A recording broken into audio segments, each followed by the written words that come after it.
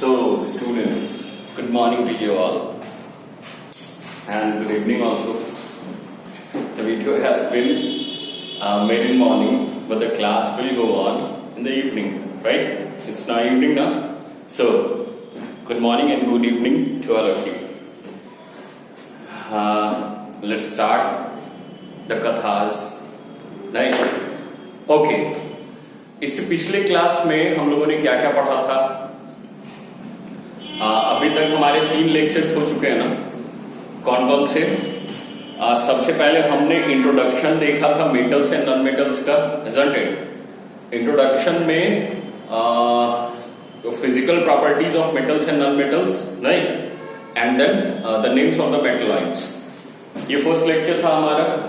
Second lecture में it was something about the electronic configuration. Do you guys remember that electronic configuration? Okay, तो electronic configuration को भी हमने पढ़ लिया था, KLMN shells and all. After that, taking out the valencies in the third lecture, and one more thing was there in second lecture. It was electropositivity and electronegativity of elements, metals and non-metals. Do you guys remember, na? Okay, so the third lecture was pertaining to the chemical properties of metals. Metals के जो chemical properties थे उनके बारे में था ये third lecture. Now it is the fourth lecture, and I think after this lecture one more lecture will be needed, and then your chapter of metals and non-metal, that which is a very big chapter, big and important chapter, the most important chapter in your textbook, so it will get finished. Okay. तो चलिए अब हम लोग शुरू करें. आप देख रहे हैं कुछ चीज लिखा हुआ है. It is for your reference and my reference also. Okay, क्योंकि क्या है कि हम लोग अभी आमने सामने, आप सब लोग मेरे सामने तो है नहीं, तो कुछ चीजों को, किस चीज को हमें सिलेक्ट करना है, किस चीज को हमें डील करना है, उसके लिए we should have an account of that. चलिए, तो पिछला हम लोग कुछ याद करें एक बार. Chemical properties में the first chemical properties was metals are electropositive in nature and non-metals are electronegative in nature, isn't it? Okay. हमने इसका elaboration लिया था with the help of NaCl, और Na पर कौन सा चार्ज हुआ, Cl पे कौन सा चार्ज हुआ, उसका नाम क्या रखा है, ये सारा कुछ हमने किया था. ओके, उसके बाद मेटल्स के बारे में हमने पढ़ा था कि metals react with air. Metals are burned in air in the presence of oxygen to form metallic oxide and simply metallic oxide. Okay, and then metal are treated with acids to form metallic salt and hydrogen gas, isn't it? हाँ, ये भी पढ़ा था हमने. और ये 3 physical properties को हमने पढ़ लिया था. मेटल्स का reaction with metals are electropositive in nature, ये हमारा पहला प्रॉपर्टी था. Let's recall the things. Metals are electropositive in nature, ये हमारा पहला प्रॉपर्टी था. The second property was reaction of metal with water. नहीं, reaction of metal with water क्या था? वाटर के साथ मेटल्स को हम लोग रिएक्शन करवाते थे तो मेटेलिक हाइड्रोक्साइड और plus hydrogen gas, metallic hydroxide plus hydrogen gas बन रहा था. ओके, उसके बाद मेटल्स को जलाना था इन प्रेजेंस ऑफ ऑक्सीजन. नहीं, कंबशन ऑफ मेटल्स मतलब reaction of metals with oxygen. ये हो गया, ये था मेरा तीसरा प्रॉपर्टी. एंड चौथा प्रॉपर्टी क्या था? The reaction of metals with dilute acids, है ना. तो ये था हमारा चौथा प्रॉपर्टी. डाइल्यूट एसिड में हमने HCl का एग्जांपल लिया था, और उसमें हमने देखा था कि it is the formation of metallic salt and hydrogen gas was witnessed when the metals were made to be treated with the dilute acids, isn't it? तो चलिए, ये हमारे पास 4 मेटल्स के प्रॉपर्टी आ गए. एक और प्रॉपर्टी है जिसे शायद मैं आप लोगों को बता देता हूं, इंपॉर्टेंट है, फिर हम लोग नॉन मेटल के प्रॉपर्टीज पर आएंगे. क्या है कि उसको हम लोग स्किप नहीं कर सकते हैं. क्या है, एक और जेनरिक रिएक्शन था मेरे बच्चों. वो जेनरिक रिएक्शन क्या है?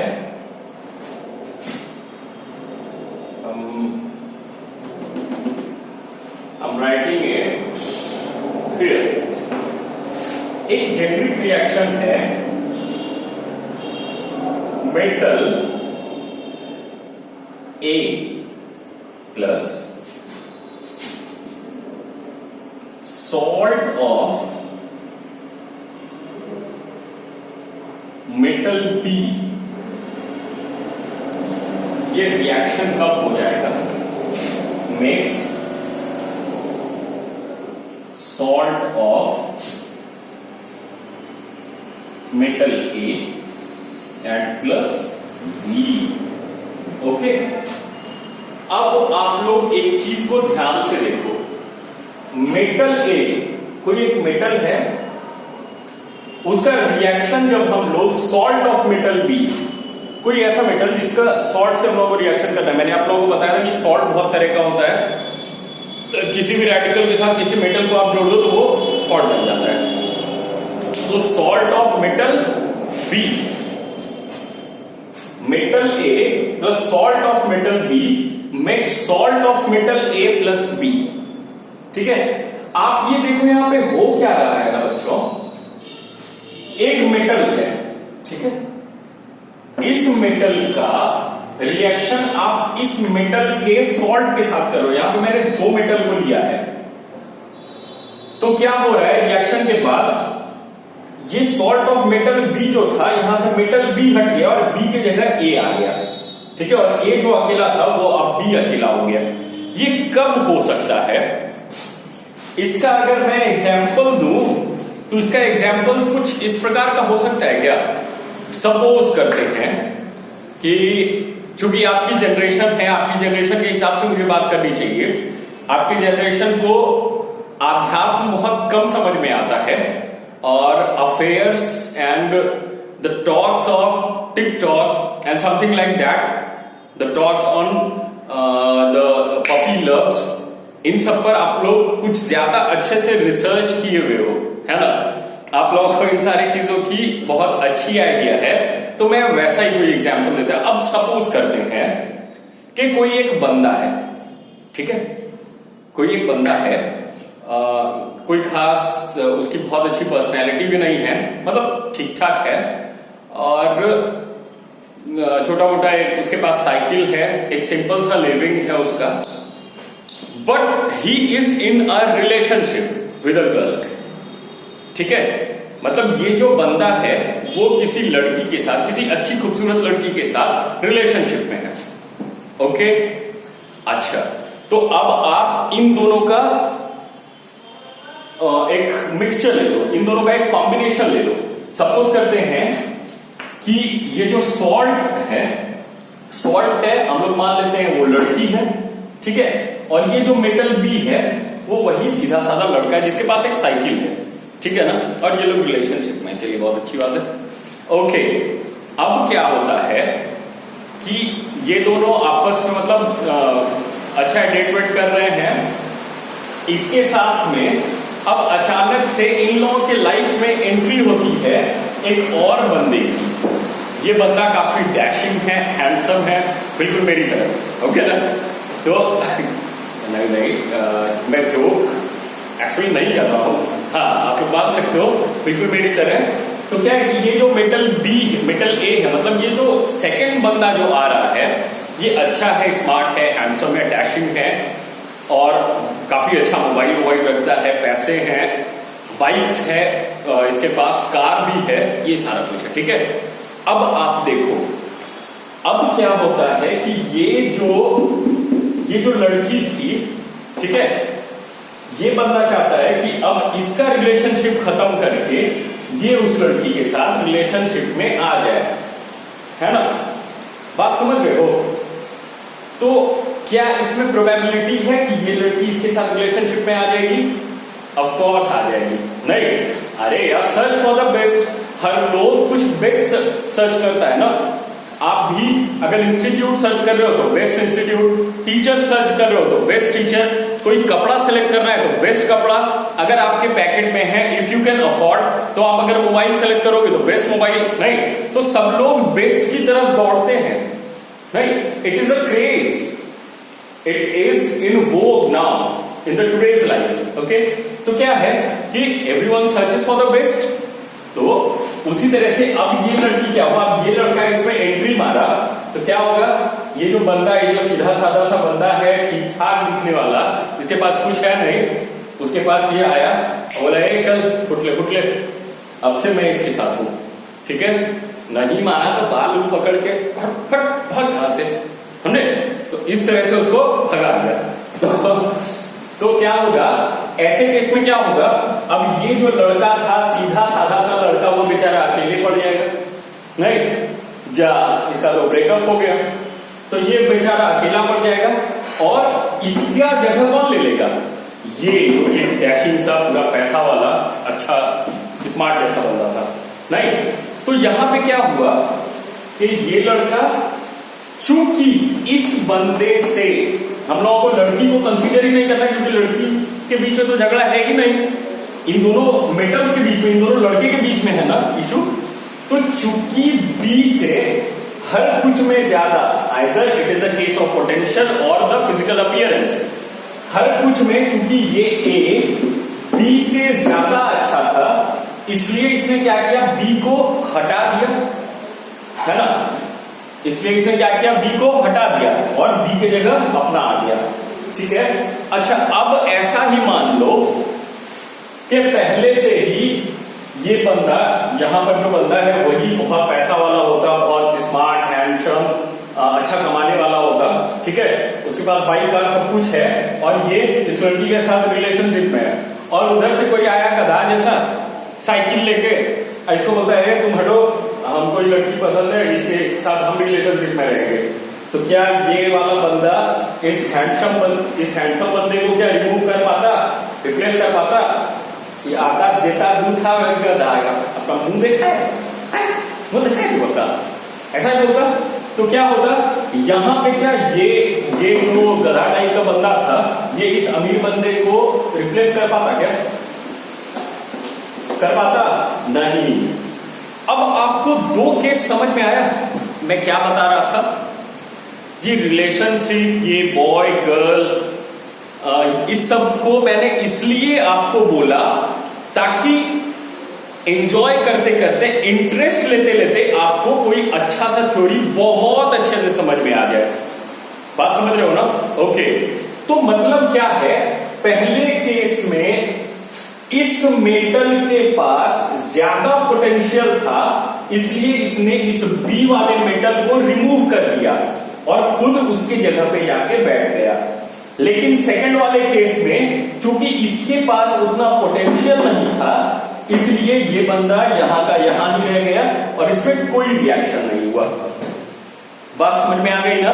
ओके, अब हम लोग इसको केमिस्ट्री के लेवल में थोड़ा देख लेते हैं। मैंने आप लोगों को रिएक्टिविटी सीरीज बताया था ना, रिएक्टिविटी सीरीज मैंने आपको याद भी करने को बोला था, तो आप थोड़ा सा याद करो, एकदम top of the reactivity series में कौन कौन से लोग हैं? पोटेशियम है ना, सोडियम है, कैल्शियम है, उसके बाद थोड़ा सा हम लोग मॉडरेटली नीचे आ रहे हैं, मैग्नीशियम है, समथिंग। अब हम लोग कुछ आ जाते हैं, जैसे जिंक है, आयरन है, उसके बाद हम लोग कॉपर को ले लेते हैं, उसके बाद फिर हम लोग यहां पर गोल्ड, सिल्वर, ऐसा कुछ कर लेते हैं हम लोग। सिल्वर को मैंने ऐसे लिख दिया है, मतलब लिखने का तो हम लोग सारा लिख सकते थे, लेकिन आपको समझाने के लिए इतना सा काफी है। अब देखो बच्चों, जो सबसे top of the activity series में एलिमेंट है, मेटल है, इसका मतलब है इन सब लोग में सबसे ज्यादा सक्षम और सबसे ज्यादा रिएक्टिव यही है। मतलब ये चाहे तो किसी को भी रिप्लेस कर सकता है। ये सबसे सुपर आदमी है, सबसे ज्यादा पैसा वाला, सबसे हैंडसम, सबसे डैशिंग, सबसे अच्छा जॉब वाला, सबसे अच्छा कार वाला रखने वाला, है ना, ये सबसे अच्छा है। उसी तरह से उसके थोड़ा सा नीचे ये है, उसके थोड़ा सा नीचे ये है, और ये सब बेचारे गरीब लोग हैं, इनके पास रिएक्टिविटी नाम की कोई चीज है नहीं। तो अब देखो, सपोज करो कि मेटल ए की जगह हमने ले लिया potassium plus salt of metal B, salt of metal B में आप मान लो हमने ले लिया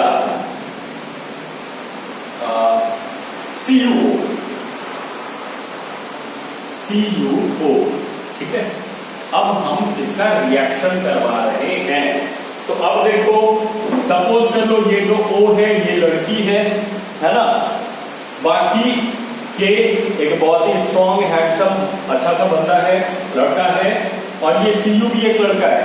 ये Cu O के साथ पहले से रिलेशनशिप में है, इसीलिए मैंने इन दोनों को साथ में लिखा है। इनके बीच में आ गया पोटेशियम। अब पोटेशियम और कॉपर के बीच में लड़ाई शुरू, नहीं, पोटेशियम और कॉपर के बीच में लड़ाई शुरू, तो कौन जीतेगा? ये ज्यादा हैंडसम है, ज्यादा पैसा वाला है, ज्यादा क्वालिफाइड है, ज्यादा अच्छा जॉब है, कार वार सब कुछ है इसके पास, नहीं, तो ये क्या करेगा? इसको किक करके हटा देगा। जो कॉपर ऑक्साइड बना हुआ था, अब यहां से कॉपर हट जाएगा और बन क्या जाएगा? पोटेशियम ऑक्साइड बनेगा ना। आप लोग नीचे देख तो पा रहे हो, नहीं तो मैं इसको यहां से मिटा के काम करता हूं। Metals non metals are electronegative को मैं मिटा देता हूं, ठीक है। ये देखो K+CuO, नहीं, तो अब क्या करेगा? ये पोटेशियम, इसका नाम हो गया पोटेशियम, ये हो गया पोटेशियम, और ये हो गया कॉपर, है ना, कॉपर ऑक्साइड। कॉपर ऑक्साइड 1 या 2, इन चीजों को हम लोग बाद में समझेंगे। तो ये ऑक्सीजन जो है ये लड़की है, ये कॉपर के साथ रिलेशनशिप में है, और अब पोटेशियम आ गया। पोटेशियम ने क्या किया? इस कॉपर को हटा दिया। अब कॉपर और ऑक्सीजन का ब्रेकअप हो गया। अरे हुआ कि नहीं? किसके कारण? पोटेशियम के कारण। ऑक्सीजन तो अभी अकेली है, अब क्या होगा? पोटेशियम इसके साथ रिलेशनशिप में आ जाएगा। तो अब यहां पे क्या बन जाएगा? पोटेशियम ऑक्साइड K2O, इसका फॉर्मूला होता है। 2 मैंने यहां पर क्यों लिखा है? ये आपको पता है कि वैलेंसी एक्सचेंज होता है इसलिए। और प्लस बेचारा कॉपर अलग थलग रह गया, गरीब आदमी था, उसको कोई इंपॉर्टेंस दिया नहीं, समझ रहे हो ना। तो देखो यही फॉर्मेट है कि मेटल ए अभी अकेला था, और सॉल्ट ऑफ मेटल बी, तो ये मेटल बी का सॉल्ट, ऑक्साइड को आप हटा के यहां पे SO4 कर दो। ऑक्साइड सॉल्ट है ना, तो आप एक काम करो, Cu यहां पे SO4 कर दो, CuSO4, ठीक है। कॉपर सल्फेट कर दो,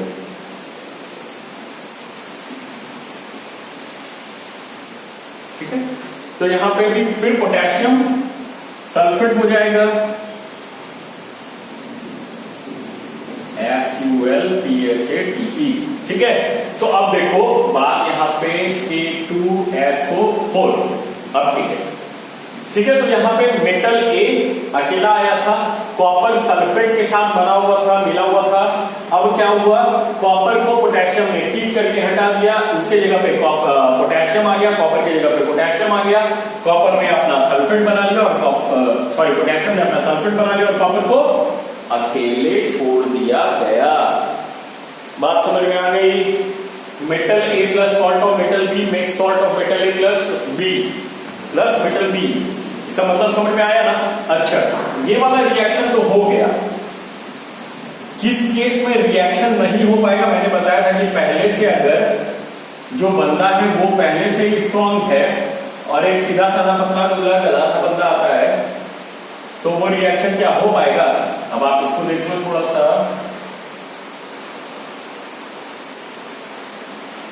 मान लेते हैं यहां पे अब हम लोग NaCl ले लेते हैं। NaCl एक सॉल्ट है, प्लस हम लोग Zn ले लेते हैं। क्या होगा? आप देखो NaCl के साथ है ना, NaCl के साथ है।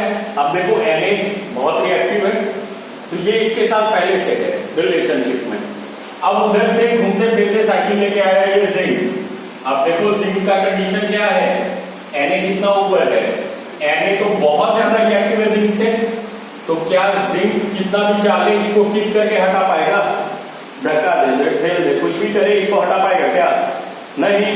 तो मतलब यहां पे क्या है? कोई फॉर्मेशन होगा? यहां पे कोई रिएक्शन नहीं होगा। बात समझ में आई? मेटल और सॉल्ट ऑफ मेटल भी यही रिएक्शन था। इसके बाद अगर समझ में नहीं आ रही है तो मैं वीडियो को स्टॉप कर रहा हूं, आप मेरे से पूछो कि सर ये बात समझ में नहीं आई है, बशर्ते आप लोगों को एक्टिविटी सीरीज बहुत अच्छे से याद होनी चाहिए। ठीक है, ये था मेटल का एक और प्रॉपर्टी। अच्छा,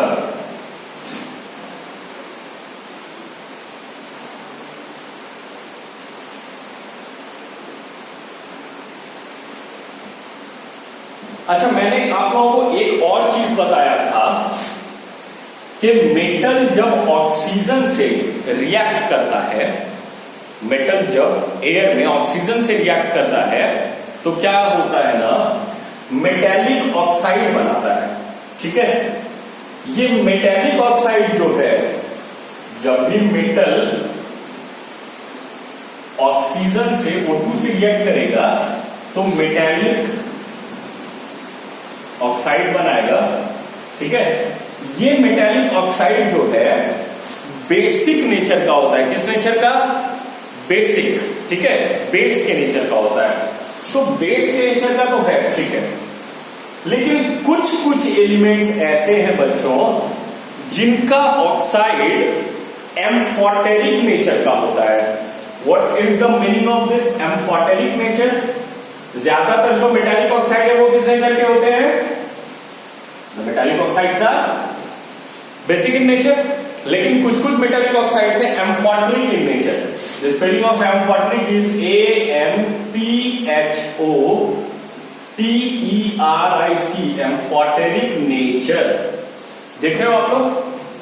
दिस इज एम्फोटेरिक नेचर, नटूरे नहीं, दिस इज एम्फोटेरिक नटूरेट, NAT नट, URE नटूरे। ठीक है, तो amphoteric नटूरेट।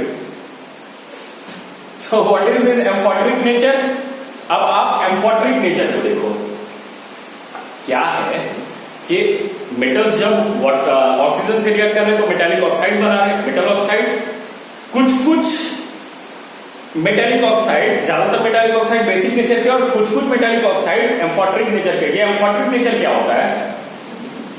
The nature of a metal oxide to act as an acid और as an base, as a base, sorry, at the same time. If they are made to react with an acid, they will act as a base, and if they are made to react with a base, they will act as an acid. ठीक है, तो अब आप देखो, जैसे कि एक element है बच्चों,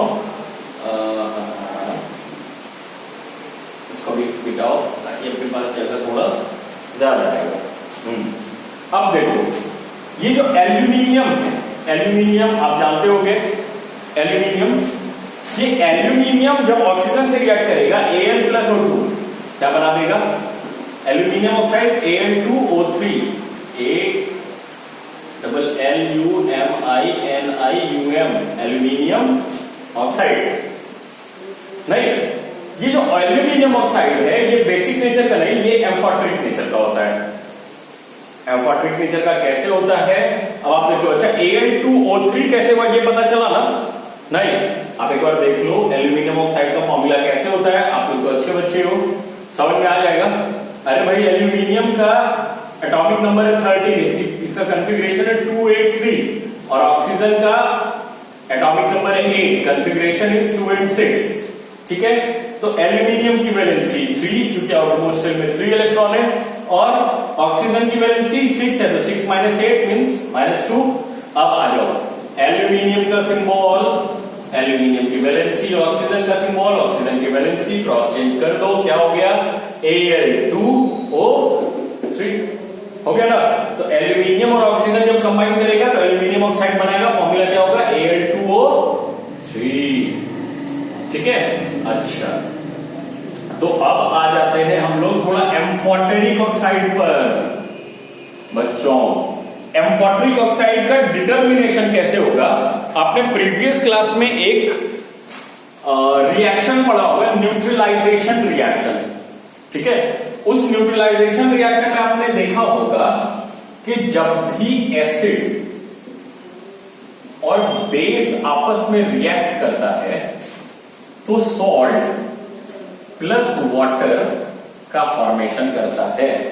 ठीक है, जब भी एसिड और बेस आपस में रिएक्शन करता है तो सॉल्ट और वाटर का फॉर्मेशन करता है। अब हम लोग क्या करेंगे ना, एम्फोटेरिक नेचर का मैंने क्या बताया, वैसा कोई मेटेलिक ऑक्साइड जो कि एसिड और बेस दोनों की तरह रिएक्ट करे। तो ये कैसे पता चलेगा कि ये एसिड की तरह रिएक्ट कर भी रहा है या नहीं, या फिर ये बेस की तरह रिएक्ट कर भी रहा है या नहीं, पता करना होगा। और कब कर रहा है, कब नहीं कर रहा है। देखो, अगर हम लोग मान लेते हैं एसिड में HCl ले लेते हैं, HCl एक एसिड है, वेरी गुड, और प्लस यहां पर Al2O3 ले लेते हैं, क्या बन जाएगा बच्चों? बन जाएगा AlCl3 प्लस H2O, AlCl3 और H2O हाइड्रोजन ऑक्सीजन से वाटर बन गया, बना ना। AlCl3 एक सॉल्ट है, H2O तो वाटर है ही। AlCl3 कैसे बना? फिर से एल्यूमिनियम का वैलेंसी 3 और क्लोरीन की वैलेंसी 1। AlCl3 तो एल्यूमिनियम क्लोराइड, अभी एल्यूमिनियम ऑक्साइड था, तो HCl तो एसिड है, हम लोग जान रहे हैं, है ना। एसिड और बेस रिएक्ट करके सॉल्ट और वाटर बना देता है। बहुत सिंपल सी बात है, एसिड और बेस रिएक्ट करेगा तो सॉल्ट और वाटर बनाएगा, बहुत खूबसूरत बात है। HCl एक एसिड है ना, और ये Al2O3 क्या है ये हमको नहीं पता है, लेकिन जब एसिड के साथ Al2O3 रिएक्ट कर रहा है तो सॉल्ट और वाटर बना दे रहा है। मैथमेटिकली आ जाते हैं कि ए नहीं, मतलब एक चीज रिएक्ट कर रहा है, मान लेते हैं 2 प्लस डैश इक्वल्स 5, है ना, ऐसा वाला। तो ये डैश में क्या होगा? जरूर 3 होगा, तब तो यहां 5 हो रहा है ना। 3 के अलावा कुछ हो सकता है, 4, 3.5, पौने 4, 3.25, कुछ हो सकता है नहीं। 2 के साथ यहां पे 3 होगा तभी ना 5 होगा। तो उसी तरह से बेस के साथ जो रिएक्ट करने वाला चीज है वो हमेशा एसिड होना चाहिए, सॉरी, एसिड के साथ रिएक्ट करने वाला हमेशा बेस होना चाहिए, तभी सॉल्ट बनेगा। और हमको पता है कि AlCl3 एक एल्यूमिनियम का क्लोराइड सॉल्ट है ना, और वाटर तो दिख ही रहा है। तो ये सॉल्ट भी बन गया, पानी भी बन गया, ये एसिड है। तो एसिड के साथ क्या रिएक्ट किया जो सॉल्ट बन गया? तो ऑब्वियसली बेस। अरे बोलो ना, बेस रिएक्ट किया ना। तो बेस अगर रिएक्ट किया तो Al2O3 किस नेचर का हुआ? बेसिक नेचर का नहीं। Al2O3 यहां पे किस नेचर का हो गया? बेसिक नेचर का, मतलब Al2O3 एक बेस है। बहुत अच्छी बात है। अब हम लोग इस रिएक्शन को थोड़ा सा मिटा देते हैं।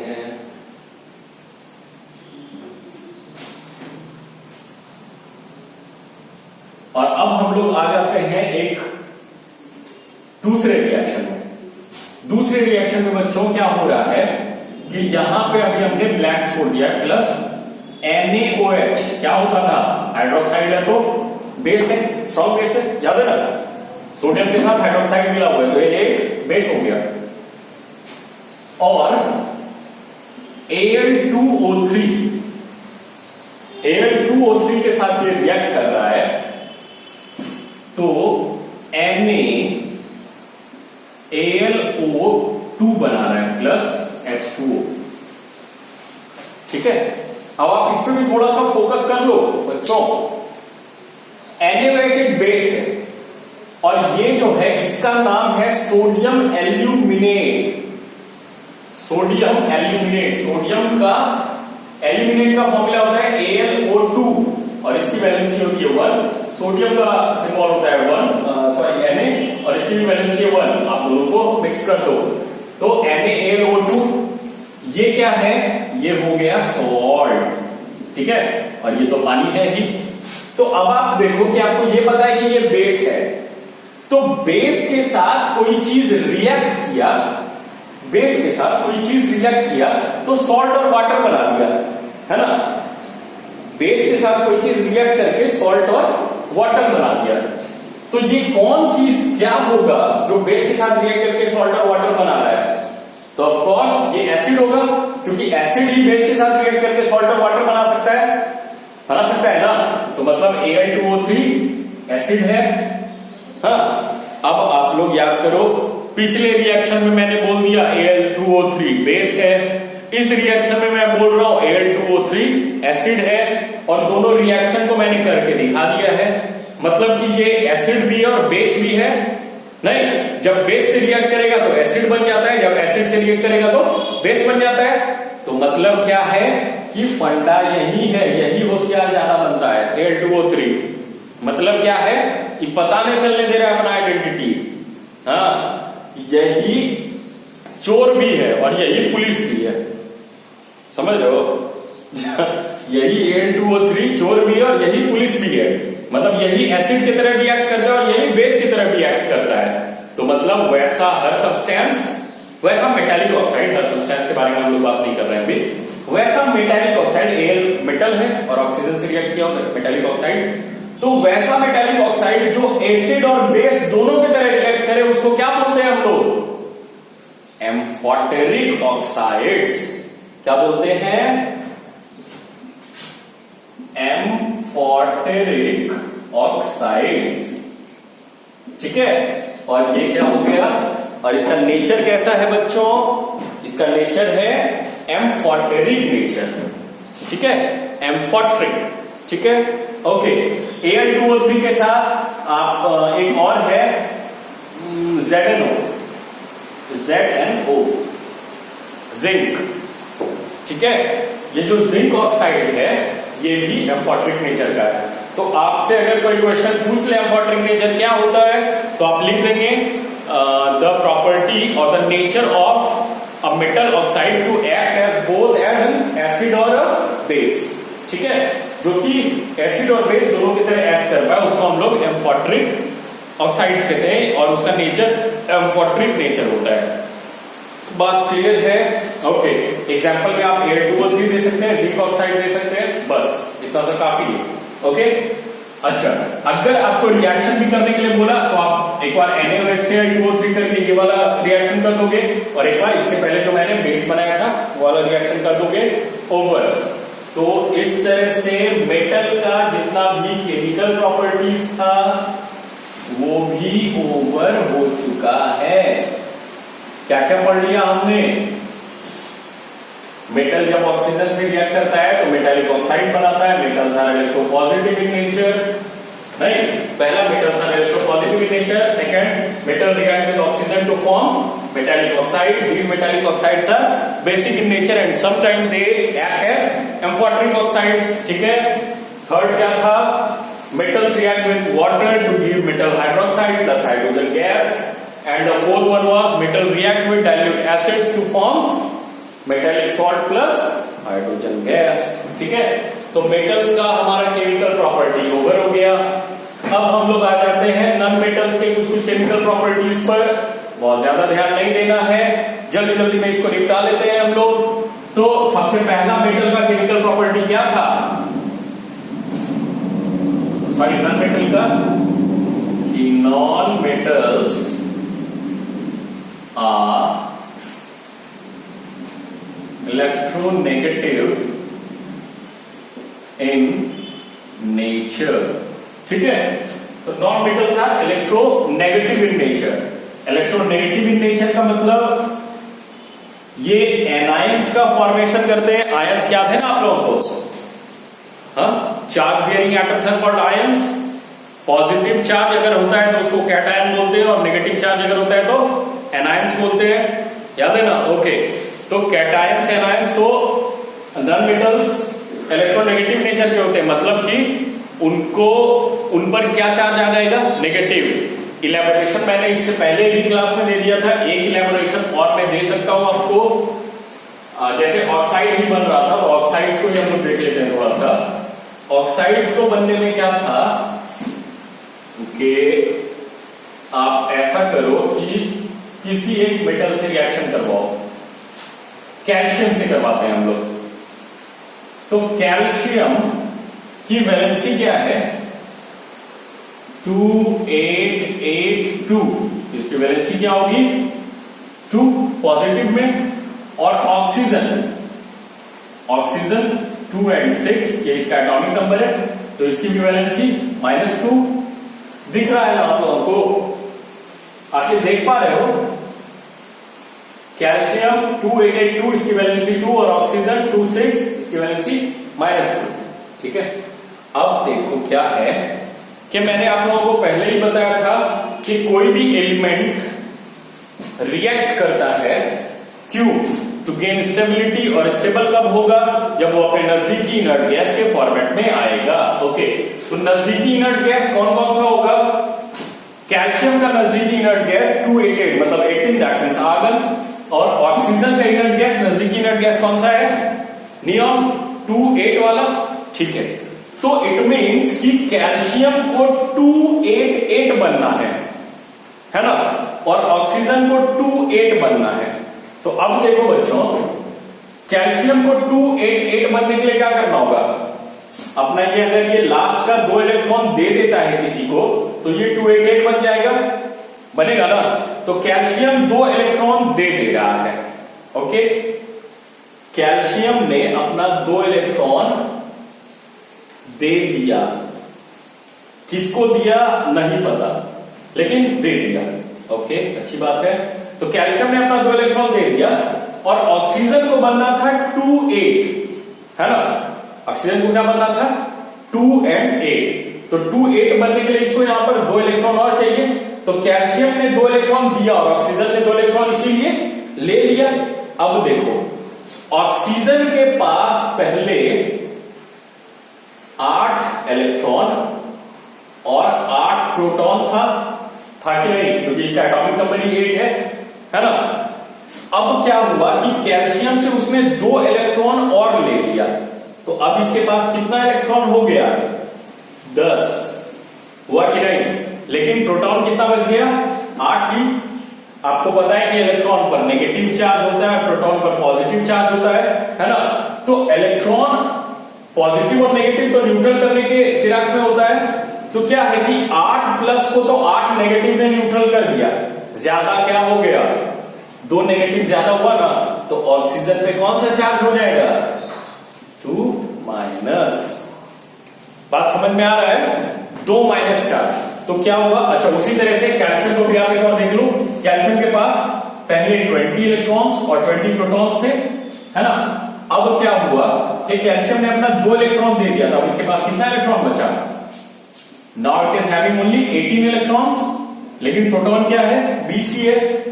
तो 20 प्रोटॉन और 18 इलेक्ट्रॉन, 18 प्रोटॉन को 18 इलेक्ट्रॉन, 18 माइनस को 18 प्लस ने तो न्यूट्रल कर दिया, लेकिन 2 प्लस ज्यादा हो गया, तो मतलब Ca पर 2 प्लस चार्ज, है ना? और ऑक्सीजन पर 2 माइनस चार्ज हो जाएगा। बात समझ में आ रही है? तो कैल्शियम पर 2 प्लस चार्ज है, इसका मतलब कैल्शियम मेटल है ना? और ऑक्सीजन पर 2 माइनस चार्ज आ गया। माइनस चार्ज मतलब ये एनायन हो गया। माइनस चार्ज आने वाला लोग कौन होता है? Non metals are electronegative in nature. तो इसमें से नेगेटिव चार्ज बियरर कौन है? Of course oxygen. तो oxygen is a non metal. बात समझ में आ गई कैसे होता है? क्योंकि नॉन मेटल्स इलेक्ट्रॉन को एक्सेप्ट कर लेते हैं। तो इस तरह से हमारा पहला जो केमिकल प्रॉपर्टी है उसको हमने फिर से एक बार रिपीट कर लिया, रिकॉल कर लिया, है ना? नॉन मेटल्स बच्चों आप लोगों को ध्यान में होना चाहिए। फिजिकल प्रॉपर्टी में आपने पढ़ा था कि non metals are either found in the gaseous state और in solid state at room temperature, है ना? या तो वो गैस के फॉर्म में होते हैं या नहीं तो सॉलिड के फॉर्म में होते हैं। कौन कौन से नॉन मेटल हैं? कुछ नॉन मेटल को आप देख लो, hydrogen, oxygen, nitrogen, chlorine, fluorine, bromine, iodine, ठीक है, सल्फर, फास्फोरस, ये सारे नॉन मेटल्स हैं। ठीक है, तो अब देखो सेकंड प्रॉपर्टी जो है the second chemical property of non-metals is non-metals react with oxygen to form non-metallic or non-metal oxide. ठीक है, जैसे मेटल्स ऑक्सीजन के साथ रिएक्ट करके मेटालिक ऑक्साइड बना रहे थे, उस तरह से नॉन मेटल्स ऑक्सीजन के साथ रिएक्ट करके नॉन मेटालिक ऑक्साइड बनाते हैं। ठीक है, और ये non metallic oxides are either acidic in nature और न्यूट्रल। ठीक है, they are either acidic in nature और न्यूट्रल। बात समझ में आ गई? अच्छा, एसिडिक इन नेचर को तो हम लोग पीएच या तो पीएच स्केल पर या नहीं तो लिटमस सॉल्यूशन का कलर चेंज करके देख सकते हैं। ठीक है ना? So without focusing on that point हम लोग देख लेते हैं कि कौन कौन रिएक्शन कैसे हो रहा है और कौन सा एसिडिक नेचर का और कौन सा न्यूट्रल नेचर का है। मेटालिक ऑक्साइड किस नेचर के होते थे? Metallic oxides were basic in nature or sometimes they were amphoteric in nature, isn't it? Okay. और नॉन मेटालिक ऑक्साइड किस नेचर का है? एसिडिक और यानी तो न्यूट्रल। अब देखो, मैंने बताया आप लोगों को sulphur, phosphorus, chlorine, bromine, fluorine, iodine, oxygen, nitrogen, ये सारे नॉन मेटल्स है। तो हम लोग एक सल्फर को ले रहे हैं। ठीक है, अब आप देखो कि जब सल्फर का सिंबल होता है एस। ठीक है, एस फॉर संचय, एस फॉर सल्फर। ठीक है, तो सल्फर का रिएक्शन जब ऑक्सीजन से होता है तो क्या बनाता है? Whenever sulfur is made to be treated with oxygen, it forms sulfur dioxide. What is the formula of sulfur dioxide बच्चों? SO2। ठीक है, तो देखो सल्फर हो गया नॉन मेटल और O ऑक्सीजन, तो नॉन मेटालिक ऑक्साइड हो गया। ये सल्फर और ऑक्सीजन रिएक्ट करके सल्फर डाइऑक्साइड बनाया। ठीक है, और ये सल्फर डाइऑक्साइड किस नेचर का होता है? ये सल्फर डाइऑक्साइड किस नेचर का होता है? एसिडिक की न्यूट्रल? ऑफ कोर्स ये एसिडिक होता है। कैसे? अब देखो, एसिड होना क्या है? हाउ कैन अ कंपाउंड और अ सब्सटेंस बी कॉल्ड और be recognised as an acid? कोई भी कंपाउंड या कोई भी सामान एसिड तब होगा जब वो पानी में जाके, मतलब पानी में कुछ एसिडिक बिहेवियर को शो करे, है ना? तो क्या होता है कि जैसे ही आप इस सल्फर डाइऑक्साइड को वाटर में डालोगे, मैं आपको रिएक्शन करके दिखा रहा हूं कि आप जैसे ही सल्फर डाइऑक्साइड को वाटर में डालोगे तो ये पता है कौन सा एसिड बनाता है? ये बना देता है सल्फ्यूरस एसिड। आपने पढ़ा होगा H2SO4 सल्फ्यूरिक एसिड, है ना? जो मैंने बताया था, अगर नहीं बताया था आप लोगों को तो एक बार याद रख लो। H2SO4 क्या है? Sulphuric acid. It is known as the king of chemicals. Sulphuric acid is known as the king of chemicals. ठीक है, तो सल्फ्यूरिक एसिड का फॉर्मूला होता है H2SO4। हाँ, H2SO4। और अभी हम लोग बात कर रहे थे SO2 गैस बनाने की। अभी सल्फर डाइऑक्साइड एक गैस बना और हम लोग जैसे ही इसको बच्चों पानी में डालते हैं तो पता है क्या हो जाता है? क्या हो जाएगा? H2SO3 बन जाता है। क्या बन जाता है? H2SO3। H2SO2 यहां है और एक O यहां है। दो हाइड्रोजन, एक सल्फर और तीन ऑक्सीजन हो गया, तो H2SO3 बन गया। ये H2SO3 क्या है? ये है sulphurous acid. It is sulphurous acid. तो मतलब क्या हुआ कि ये किस बिहेवियर का है? ये किस नेचर का है? ये नॉन मेटालिक ऑक्साइड किस नेचर का है? इट इज अरे it is what, it is acidic in nature. बात समझ में आई? अच्छा, उसी तरह से आप देख लो और एक एग्जांपल हम लोग ले लेते हैं, चीजें और अच्छे से क्लियर हो जाएंगी। आप लोगों ने वो कोल्ड ड्रिंक पिया है ना, Pepsi, Thums Up, Coca Cola. जब भी क्या होता है कि जब आप उसको ओपन करते हो तो ओपन करने पर एकदम बज साउंड से करके वो ऊपर आता है। वो पता है क्यों होता है? देखो, एक हम लोग फिर से ले लेते हैं किसी नॉन मेटल को, कार्बन प्लस ऑक्सीजन, ठीक है? तो हमने कार्बन डाइऑक्साइड बना दिया, कार्बन डाइऑक्साइड बन गया, है ना? तो ये कार्बन डाइऑक्साइड एक नॉन मेटालिक ऑक्साइड है। अब क्वेश्चन है कि ये एसिडिक नेचर का है कि नहीं। तो जैसे ही कार्बन डाइऑक्साइड का रिएक्शन वाटर से किया जाता है, मींस जब वाटर में कार्बन डाइऑक्साइड को डिसॉल्व करवा दिया जाता है, तो पता है क्या फॉर्मेशन होता है? H2CO3। H2CO3 आप देख लो, H2 दो हाइड्रोजन, एक कार्बन और ऑक्सीजन 1 2 3, है ना? H2CO3। ये H2CO3 पता है क्या है? इसका नाम होता है कार्बोनिक एसिड, ठीक है? आप देख रहे हो ना, पानी में आने के साथ ही इसका बिहेवियर ये पूरा का पूरा एसिड बन गया है। चाहे सल्फर डाइऑक्साइड हो, चाहे कार्बन डाइऑक्साइड हो, ये सारे नॉन मेटालिक ऑक्साइड थे, क्योंकि सल्फर भी ऑक्सीजन से रिएक्ट करके सल्फर डाइऑक्साइड बनाया, sulphur is a non metal. उसी तरह से कार्बन भी ऑक्सीजन के साथ रिएक्ट करके कार्बन डाइऑक्साइड बनाया, and carbon is also non metal. Carbon dioxide is a non metallic oxide. तो क्या है, ये सारे नॉन मेटालिक ऑक्साइड किस नेचर के हैं? They are obviously of acidic nature, ठीक है? तो अब देखो कुछ एग्जांपल्स में है, कुछ एग्जांपल्स में कौन है? जैसे carbon dioxide, sulphur dioxide, sulphur trioxide, nitrogen dioxide, ये सारे जो ऑक्साइड्स हैं, ये सारे जो नॉन मेटालिक ऑक्साइड्स हैं, these are all acidic in nature. आप लोग इन चीजों को कॉपी में नोट कर लो। एसिडिक नेचर के नॉन मेटालिक ऑक्साइड कौन कौन हो गए? Carbon dioxide, sulphur dioxide, sulphur trioxide, nitrogen dioxide, etcetera, ठीक है? ये सारे एसिडिक नेचर के हो गए हैं। और कुछ मैंने बोला था, या तो वो एसिडिक नेचर का होगा या तो वो न्यूट्रल होगा, ठीक है?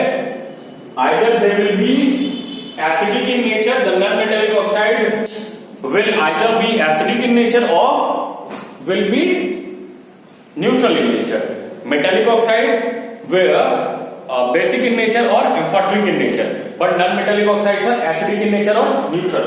तो न्यूट्रल कौन कौन से हैं? सबसे पहला आपको पता है वाटर से ज्यादा न्यूट्रल कोई, वाटर से बड़ा कोई न्यूट्रल हुआ है? नहीं। वाटर कैसे बना? H2 हाइड्रोजन नॉन मेटल है, O2 ऑक्सीजन खुद भी नॉन मेटल है, और लेकिन अभी हम लोग इस नॉन मेटल का ऑक्साइड बना रहे हैं, है? इस नॉन मेटल का ऑक्साइड जैसे ही हम लोग बनाएंगे तो की बने जाए, की बॉन्ड पे, अरे क्या बन जाएगा? H2O, क्या पाना? এটা জল, বুঝতে পারছিস তো? ये क्या बन गया? ये জল बन गया, ঠিক আছে? জল, जिसको জল को খাবার জল, বুঝতে পারছিস তো? हाँ, तो ये क्या बन गया? जल, पानी, वाटर, नीर, वारी, अंबु, समझ रहे हो ना? तो H2 प्लस O2 ये जो हो गया, ये वाटर बन गया। ये नॉन मेटल का ऑक्साइड बना कि नहीं? ये नॉन मेटल का ऑक्साइड किस नेचर का है? Acidic, basic? नहीं, ये किस नेचर का है? न्यूट्रल नेचर का। ना ही एसिडिक है ना ही बेसिक है। उसी तरह से और कौन कौन? जैसे कार्बन मोनोऑक्साइड है, डाइनाइट्रोजन ऑक्साइड है, एटसेट्रा, ठीक है? तो आप एक दो एग्जांपल इसका लिख लो। Carbon monoxide, water, it is over, ठीक है? तो ये हो गए नॉन मेटल से कुछ केमिकल प्रॉपर्टीज। बच्चों बात समझ में आ गई? ये दो प्रॉपर्टी हो गया। एक तीसरे प्रॉपर्टी को भी हम देख ही लेते हैं पहले, ठीक है? इस तीसरे प्रॉपर्टी को देख लो। ये क्या है? तीसरा प्रॉपर्टी बहुत ही इजी है, आपको बस एक बार सिर्फ याद हो जाना, ध्यान रखने की जरूरत है कि जब मेटल्स जब वाटर से रिएक्ट कर रहा था तो क्या बनता था? मेटालिक हाइड्रोक्साइड और हाइड्रोजन गैस बाहर होता था। लेकिन non metals in most of the cases, in most of the cases, मैं नॉन मेटल्स की बात कर रहा हूं, नॉन मेटालिक ऑक्साइड की नहीं, non metals in most of the cases do not react with water at all. ठीक है, नॉन मेटल जो है वो वाटर से रिएक्ट नहीं करते हैं जनरल कंडीशंस में, in most of the conditions. ठीक है, एग्जांपल में है नॉन मेटल्स जो है वो बहुत ज्यादा रिएक्टिव होते हैं, मतलब रिएक्शन पे हम लोग बात करेंगे ही नहीं अभी उसके। पी जो है फॉस्फोरस के बारे में हम लोग बात कर लेते हैं, क्योंकि रिएक्शन के बारे में तो हम लोग मेटल में देखते हैं ना, मेटल रिएक्टिविटी सीरीज में हमने मेटल्स का बनाया है, राइट? तो हम लोग फॉस्फोरस अभी नॉन मेटल को देख लेते हैं, क्योंकि metals ultimately, you are not understanding the fact, metals तो अल्टीमेटली नॉन मेटल से ही रिएक्ट करेंगे ना, मेटल आपस में थोड़ी रिएक्ट करेगा, मेटल्स तो नॉन मेटल से ही रिएक्ट करेंगे नहीं, और कंपाउंड शुरू भी होगा तो नाम मेटल से ही होगा, इसीलिए हम लोग रिएक्टिविटी सीरीज मेटल्स का ही रखे हुए हैं। एक नॉन मेटल है फॉस्फोरस एटॉमिक नंबर 15, याद है ना? हाँ, अभी मैं आप लोगों से पूछूंगा आपको 36 अपनो क्रिप्टन, जिसको याद नहीं होगी वो पंखा से लटका देंगे, एकदम पैर पंखा में, मुंडी नीचे, आग भी जलाएंगे नीचे में, समझ रहे हो? बनेगा एकदम तंदूरी चिकन। सुनो, तो क्या है, अरे यार, फॉस्फोरस जो है वो बहुत ही एक रिएक्टिव नॉन मेटल है, बहुत रिएक्टिव, वो इतना रिएक्टिव है कि उसको बाहर एयर के कांटेक्ट में रखने से उसमें आग लग जाता है। फॉस्फोरस में, एक क्रूड फॉस्फोरस में एयर के कांटेक्ट में आने से उसमें आग लग जाता है, ठीक है ना? तो वो बहुत ज्यादा रिएक्टिव है, इसलिए उसको प्रिजर्व करने के लिए पानी में रखा जाता है, वाटर में। ठीक है, उसको किसमें रखा जाता है? वाटर में। क्यों? क्योंकि नॉन मेटल है और नॉन मेटल ज्यादातर वाटर से रिएक्ट नहीं करते हैं। उसी तरह से जो पोटेशियम है और सोडियम है, ये सब बहुत ज्यादा रिएक्टिव मेटल है, इतना रिएक्टिव है कि ये सब भी एयर के कांटेक्ट में आने से इसमें आग लग जाता है। ठीक है, और पानी के कांटेक्ट में आने से तो और जल्दी आग लग जाता है। मतलब ये लोग इतना खतरनाक लोग हैं कि पानी में भी आग लगा दो, ऐसा वाला मेटल्स है पोटेशियम और सोडियम, समझ रहे हो ना?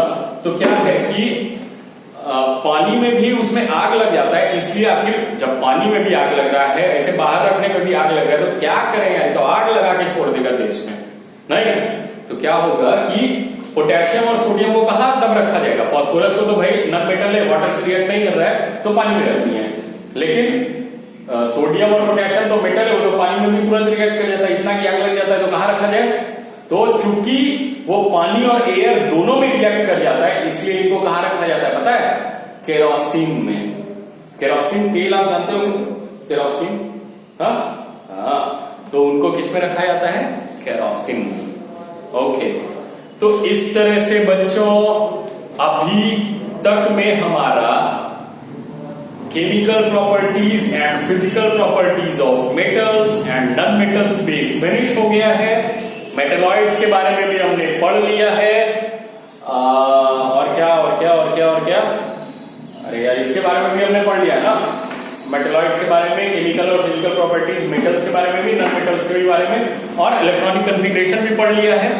ठीक है, अब हम लोग आ जाते हैं फटाक से बिना देर किए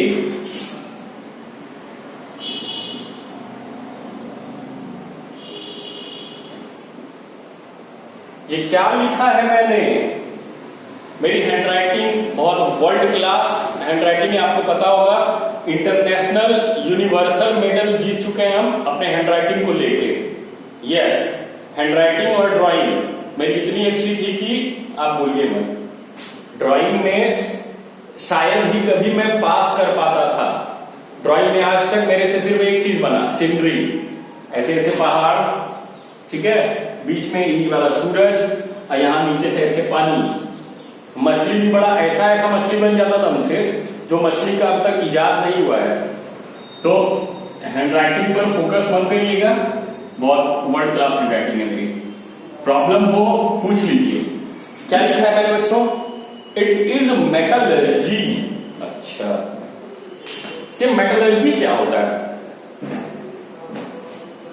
all the physical, chemical and mechanical process, all the physical, mechanical and chemical processes employed in extracting a useful metal from its ore or mineral is completely defined or completely called as metallurgy. Metallurgy is a process. Metallurgy क्या है? एक process है. It is a phenomenon. ठीक है? It is a phenomenon. क्या phenomenon? सबसे पहला चीज है कि मेटल्स, हमने इतने सारे मेटल्स को पढ़ लिया, आखिर ये मेटल्स हमें मिलता कहां से है?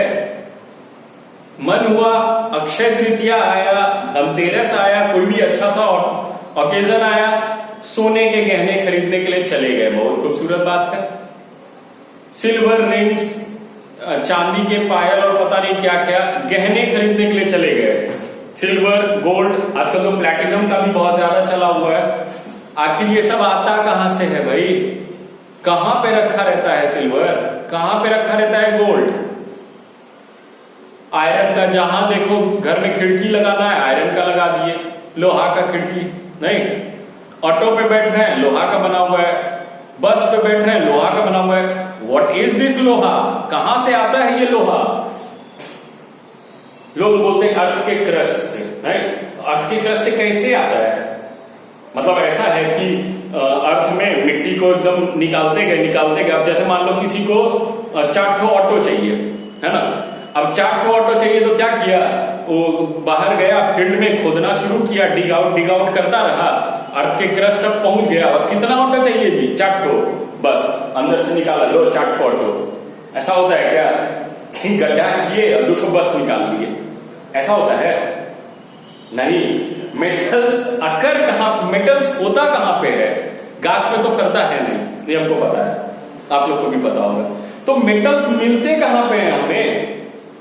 बच्चों, ये जो मेटल्स हैं ये हमें अर्थ के क्रस्ट में मिलता है, अर्थ के क्रस्ट में। लेकिन जिस फॉर्म में अभी हम लोग उन मेटल्स को देख रहे हैं, ये उस फॉर्म में नहीं मिलता है। It is usually found in a combined state. मतलब क्या है कि पत्थर को छोड़ के कुछ अजीब सा, मैंने पहले भी बताया था एकदम फर्स्ट क्लास में, जो मैंने आपको बताया था कि प्रिमिटिव लोग ने, एलियंस ने ऊपर से देखा कि काफी हलचल इस ब्लू प्लेनेट पर, और फिर प्रिमिटिव लोग ने एक अलग सा स्टोन देखा, that was quite different from the very general stones. तो वहां से फिर इन चीजों का इजाद हुआ। तो क्या है कि अर्थ के क्रस्ट में अलग अलग चीज होता है, ठीक है? कोई अजीब सा दिख रहा है, बहुत बड़ा सा कुछ है, तो साइंटिस्ट लोग उसमें देखते हैं कि ये किस चीज में रिच है। वहां पे पता चलता है कि अच्छा इसमें आयरन बहुत ज्यादा है, अच्छा यहाँ पे गोल्ड बहुत ज्यादा है। अगर हम इस बड़े से पत्थर को पूरा निकाल लें और इसको कुछ प्रोसेस से अलग करें तो इसमें से गोल्ड निकलेगा। बात समझ रहे हो? गोल्ड ऐसा नहीं है कि अर्थ के क्रस्ट में रखा हुआ रहता है, ऐसा नहीं है कि एल्यूमिनियम रखा हुआ है आप जाइए निकाल के और तार बनाना शुरू कर दीजिए, ऐसा कुछ नहीं होता है। वो क्या होता है, ये सब कंबाइंड स्टेट में अर्थ के अंदर पाया जाता है, ठीक है? और ये जो मिट्टी और स्टोन के अलावा जो ये एक्स्ट्रा टाइप का कुछ सॉलिड फिगर्स है जो अर्थ के क्रस्ट में पाया जाता है, इन सब को हम लोग बोलते हैं मिनरल्स, ठीक है? इन सब को हम लोग क्या बोलते हैं? मिनरल्स। ओके, जो अर्थ के क्रस्ट से पाया जाए उसको हम लोग बोलते हैं मिनरल्स। और अर्थ के क्रस्ट से इन मिनरल्स को निकालने से लेके फाइनली अगर मान लो कोई मिनरल है उसमें से गोल्ड निकलना है, तो वो गोल्ड को निकालने से लेके जब तक गोल्ड क्रूड फॉर्म में सामने आ नहीं जाता है, उसमें जितना प्रोसेस लगता है, अदर इट इज फिजिकल और केमिकल और बायोलॉजिकल और व्हाटएवर इज दैट, वो सारा प्रोसेस को हम लोग क्या बोलते हैं? All those process are collectively called as metallurgy. ठीक है. There are two terms, minerals and ores. What are the ores? What are the techniques of metallurgy? What are the techniques of extracting the metals? ये सारा कुछ हम लोग next class में पढ़ेंगे. And I think कि the next class will be our final class. Okay, चलिए. So till then, stay happy, stay blessed, stay safe, enjoy your lockdown period. This is lockdown part 3. बात समझ रहे हो ना? आपने देखा होगा धूम 1, धूम 2, धूम 3. हाँ, उसी तरह से लॉकडाउन 1, 2, अब ये तीसरा पार्ट चल रहा है. और तीसरा पार्ट और भी ज्यादा इंजॉयिंग होने वाला है. समझ रहे हो ना? घर में बैठो, मस्त खाओ, पढ़ो भी थोड़ा बहुत, एंजॉय करो. Okay, till then, bye.